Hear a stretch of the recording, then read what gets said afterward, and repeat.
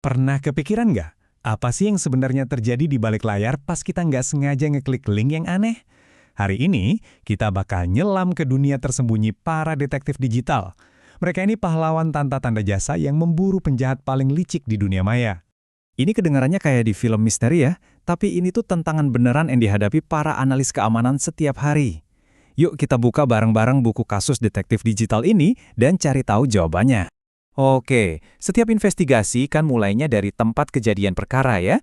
Nah, buat kita, TKP-nya itu ya dunia digital. Sebuah medan perang tak kasat mata di mana pertempuran senyap terjadi setiap detik, tepat di balik layar perangkat kita.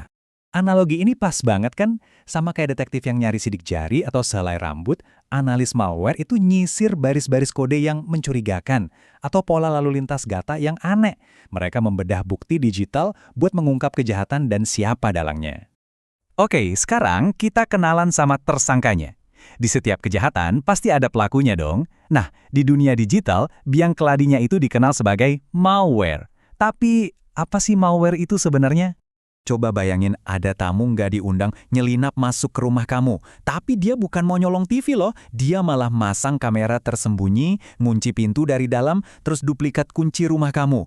Nah, itulah malware, penyusup licik yang harus kita identifikasi dan usir. Dan ini dia nih barisan para tersangka kita. Masing-masing punya modus operandi yang beda-beda. Ada si virus, si parasit yang nempel ke program lain. Terus ada worm yang bisa nyebar sendiri ke seluruh jaringan tanpa bantuan siapa-siapa. Ada juga Trojan, si penipu ulung yang nyamar jadi software yang kita percaya. Ransomware ini si penculiknya, data kita disendera sama dia. Dan yang terakhir, spyware, si penguntit yang diam-diam ngawasin setiap gerak-gerik kita. Jadi, gimana caranya detektif kita ini menginterogasi para tersangka tadi? Nah, mereka punya dua toolkit forensik utama buat ngebongkar kasusnya. Dua teknik analisis utama ini, gampangnya gini deh. Analisis statis itu ibarat kita ngecek barang-barang tersangka pas dia lagi nggak ada. Kita baca buku catatannya tanpa ngebangunin dia. Sementara analisis dinamis, itu kayak kita ngawasin dia langsung lewat kamera tersembunyi buat lihat apa aja sih yang dia lakuin. Waktu analisis statis, detektif kita ini kerjanya super hati-hati. Mereka bedah kode malwarenya satu persatu, kayak lagi meriksa blueprint sebuah gedung.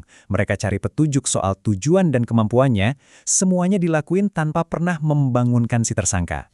Nah, sekarang baru kita masuk ke investigasi yang lebih aktif.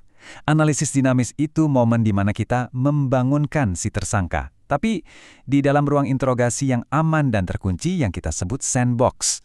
Di sini, analis bisa lihat langsung apa yang mau dilakuin si malware, file apa yang diubah, situs mana yang dihubungin, tanpa ada risiko kerusakan sama sekali.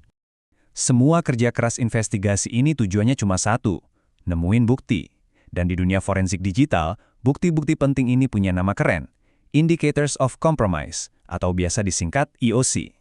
Anggap aja IOCs ini kayak sidik jari digital yang ditinggalin pelaku di TKP. Ini bukti konkret yang dicari detektif kita buat ngebuktiin kalau kejahatan udah terjadi dan yang paling penting buat ngidentifikasi siapa pelakunya.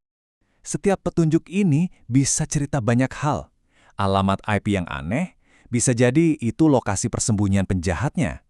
Hash file yang cocok, wah ini kayak nemuin sidik jari di senjata. Terus lalu lintas jaringan yang nggak wajar, itu bisa jadi tanda kalau ada data yang lagi dicuri diam-diam. Tapi, beda sama kasus di film-film, berkas kasus detektif digital ini kayaknya nggak pernah benar-benar bisa ditutup. Kenapa gitu? Soalnya, para penjahatnya ini pinter. Mereka terus berevolusi dan ganti-ganti taktik. Evolusinya ini luar biasa loh. Dulu di tahun 90-an, kita cuma berurusan sama virus iseng yang ganggu. Sekarang, kita ngadepin industri kriminal global yang nilainya miliaran dolar. Ancaman sekarang jauh lebih canggih, lebih merusak, dan pastinya lebih susah dideteksi. Dan ini nih fakta yang bikin merinding. Sekarang, lebih dari 95% malware itu sifatnya polimorfik. Coba bayangin penjahat yang bisa ganti muka setiap detik. Nah, malware ini terus-terusan nulis ulang kodenya sendiri, yang pastinya bikin kerjaan detektif kita jadi jauh lebih susah.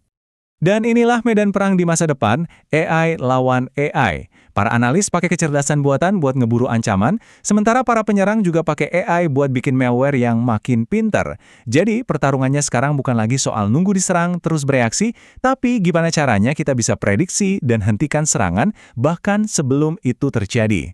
Ini akhirnya bawa kita ke pertanyaan pamungkas. Di permainan kucing-kucingan digital yang gak ada habisnya ini, apa para detektif kita bisa terus mitanin para penjahat? Karena di dunia keamanan siber, pertarungan itu nggak pernah benar-benar selesai. Dia cuma berevolusi.